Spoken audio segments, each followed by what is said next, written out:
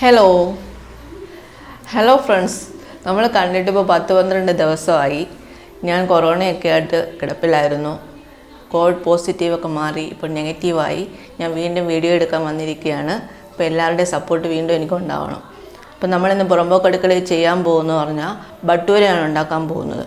അപ്പോൾ അതിനുള്ള സാധനങ്ങൾ എന്തൊക്കെയാണെന്ന് അതെങ്ങനെയാണ് ഉണ്ടാക്കുന്നതെന്ന് നോക്കാം. ഇത് ബട്ടൂരയ്ക്ക് ആവശ്യമുള്ള മാവാണ്. ഇത് ഞാനിവിടെ എടുത്തിരിക്കുന്ന മൈദാമാവാണ്. 2 കപ്പ് മൈദാമാവുണ്ട്.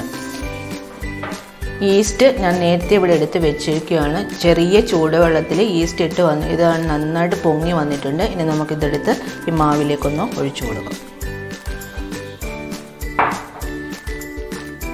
ഇനി വേണ്ടുന്നത് 1/2 സ്പൂൺ ബേക്കിംഗ് പൗഡറാണിത്. നമ്മൾ കേക്കൊക്കെ ഉണ്ടാക്കാൻ എടുക്കില്ലേ, അതേടക്കുള്ള ബേക്കിംഗ് പൗഡർ അതോടെ ഇതിലേക്ക് ഇട്ട് കൊടുക്കും.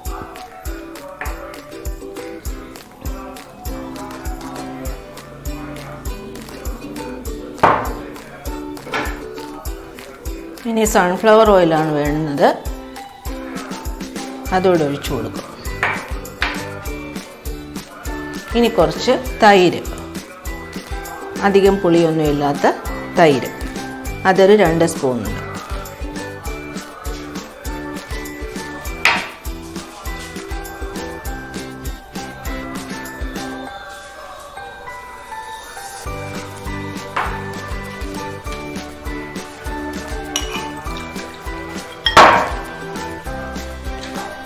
ഇതൊരു 2 സ്പൂൺ റവയുണ്ട്. ഇത് നമുക്കൊന്ന് കുതുക്കാനായിട്ട് മാറ്റി വെക്കാം.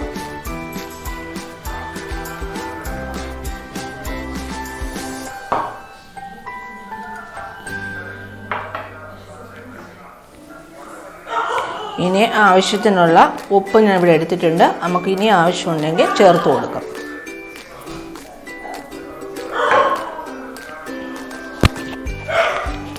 നമ്മൾ ഈ മാവിലേക്ക് നമ്മൾ ബേക്കിംഗ് പൗഡർ ചേർത്ത് കൊടുത്തിട്ടുണ്ട്, പിന്നെ നമ്മൾ തൈര് ചേർത്ത് കൊടുത്തിട്ടുണ്ട്, ഉപ്പ് ചേർത്ത് കൊടുത്തിട്ടുണ്ട്, ഈസ്റ്റ് ഇത്രയും, പിന്നെ ഓയിൽ, സൺഫ്ലവർ ഓയിലാണ് എടുത്തിരിക്കുന്നത്, അത് 1 സ്പൂൺ ചേർത്ത് കൊടുത്തിട്ടുണ്ട്. ഇനി നമുക്കിത് ചെറിയ ചൂടുവെള്ളം ഒഴിച്ചു കൊടുത്ത് ഇത് നന്നായിട്ടൊന്ന് കുഴച്ചെടുക്കണം.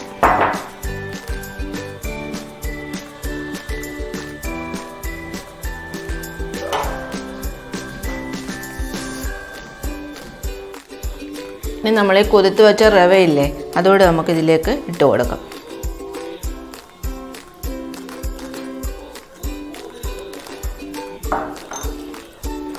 ഇനി നന്നായിട്ട് നമുക്ക് കുഴച്ചെടുക്കണം. ബട്ടൂരയ്ക്കുള്ള മാവെല്ലാം ഞാനിവിടെ റെഡിയാക്കി ഇവിടെ കുഴച്ച് വെച്ചിട്ടുണ്ട്. ഇനി നമുക്കിത് 1 മണിക്കൂർ അല്ലെ 1.5 മണിക്കൂർ 2 മണിക്കൂർ ഇരുന്നാൽ അത്രയും നല്ലത്. അപ്പോഴത്തേക്കും നമ്മുടെ മാവൊക്കെ നല്ല പൊങ്ങി വന്ന് നന്നായിട്ട് നല്ല സ്മൂത്തായിട്ടിരിക്കും. ഇപ്പം നമുക്കിത് 1 മണിക്കൂർ റെസ്റ്റ് ചെയ്യാനായിട്ട് മാറ്റി വെക്കാം. അപ്പം നമ്മുടെ മാവെല്ലാം ഇവിടെ നന്നായിട്ട് പൊങ്ങി വന്നിട്ടുണ്ട്. ഇതിപ്പോൾ 1 മണിക്കൂർ കഴിഞ്ഞിട്ടുണ്ട്. ഇനി നമുക്കിതൊന്ന് ഉണ്ടാക്കി നോക്കാം. കണ്ടില്ലേ, നല്ല ഇതായിട്ട് നല്ല സ്മൂത്തായിട്ട് ഇത് പൊങ്ങി വന്നിട്ടുണ്ട്. ഇനി ഇതിൻ്റെ എയർ ബൗളെല്ലാം ഒന്ന് കളഞ്ഞ് നന്നായിട്ട് നമുക്കൊന്ന് എടുക്കാം. ഇതിപ്പോൾ 1 മണിക്കൂറേ ആയിട്ടുള്ള, ഒരു 2 മണിക്കൂറൊക്കെ വെച്ചിരുന്നാൽ ഇതിലും നന്നായിട്ട് പൊങ്ങി വരും. ഇത്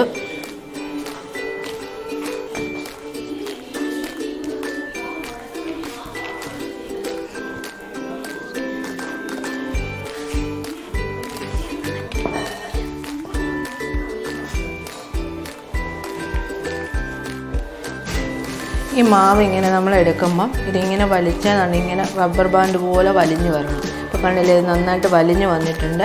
ഇനി നമുക്ക് ഇതൊന്ന് പരത്തി നോക്കാം.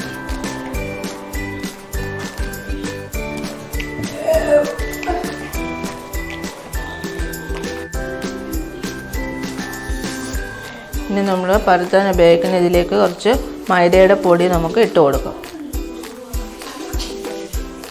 ഇതിൽ കണ്ടില്ലേ, നല്ലപോലെ ഒന്ന് ഉരുട്ടി കയ്യിൽ വെച്ചിട്ട് നന്നായിട്ടൊന്ന് ഉരുട്ടിയെടുക്കണം. ഉരുട്ടിയെടുത്തിട്ട് ഇതിലേക്കൊന്ന് വെച്ച് കൊടുത്തിട്ട് തിരിച്ച് മറിച്ചിടാം. കുറച്ച് മാവ് കൂടെ നമുക്ക് മുകളിലേക്ക് ഇട്ട് കൊടുക്കാം. ഞാനിവിടെ എടുത്തിരിക്കുന്നത് മൈദാപ്പൊടി തന്നെയാണ് എടുത്തിരിക്കുന്നത്.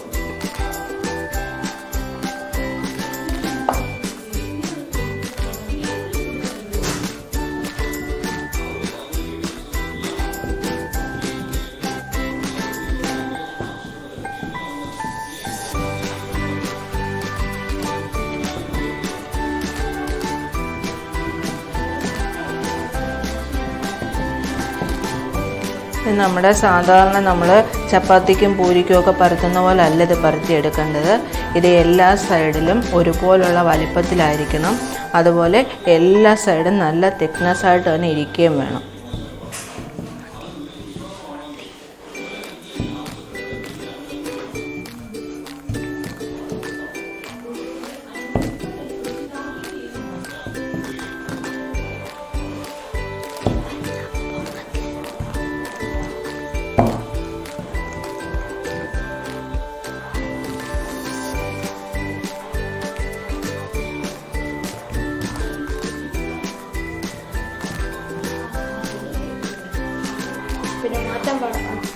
നമുക്ക് പരത്തി വെച്ചിരിക്കുന്നത് എണ്ണയിലേക്ക് ഇട്ട് കൊടുക്കാം.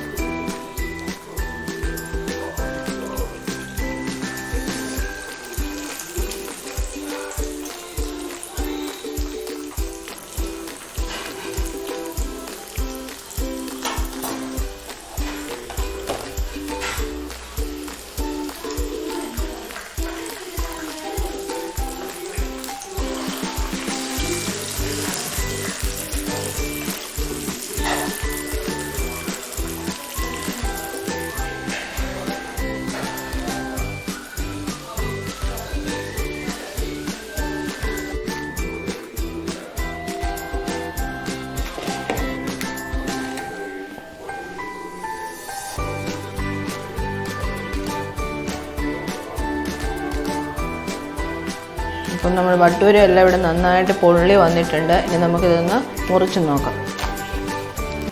കണ്ടില്ലേ, നല്ല സ്മൂത്താണ്, നല്ല ഇതായിട്ടിരിക്കുന്നുണ്ട്. ഇതുപോലെ എല്ലാവർക്കും ഇത് ഉണ്ടാക്കാവുന്നതേ ഉള്ളൂ. എല്ലാവരും ഇത് ട്രൈ ചെയ്ത് നോക്കുക. എല്ലാവർക്കും ഇഷ്ടപ്പെട്ടെങ്കിൽ എല്ലാവരും ലൈക്ക് ചെയ്യുക, ഷെയർ ചെയ്യുക, കമൻറ്റ് ചെയ്യുക, സബ്സ്ക്രൈബ് ചെയ്യുക. നെക്സ്റ്റ് വീഡിയോയുമായി കാണുന്നവരേക്കും ഓക്കെ ഫ്രണ്ട്സ്, താങ്ക് യു.